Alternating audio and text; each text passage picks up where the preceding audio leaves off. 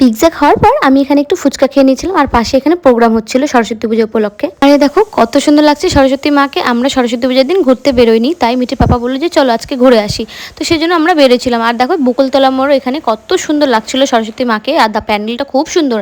তারপরে চলে আসলাম আমরা স্টেট গ্যারেজের এখানেও খুব সুন্দর করেছিল। তারপরে এখান থেকে আমরা বের হয়ে সোজা চলে গিয়েছিলাম কলেজ পাড়াতে, সেখানেও খুব সুন্দর করেছে, চলো তোমাদেরকে দেখিয়ে দিই। তো দেখো রাস্তার লাইটিংগুলো খুব সুন্দর করেছিল, আর কথা বলতে বলতে আমরা চলে এসেছি। আর দেখো এখানে রেড বেলুনগুলো কত সুন্দর লাগছিল, সবার হাতে একটা একটা করে, আমার তো দারুণ লাগছিল, তাই একটু ভিডিও নিয়ে নিয়েছি। আর পাশে প্রোগ্রাম হচ্ছিল, আর দেখো প্যানেলটা কিন্তু খুব সুন্দর করেছে, আর ভিতরটাও খুব সুন্দর করেছে। তো চলো তোমাদেরকে এবার আমি মাকে দেখাই, সরস্বতী মাকে তো দারুণ লাগছিল। আর আমি ভালো করে মার ভিডিও নিয়েছিলাম সামনে থেকে।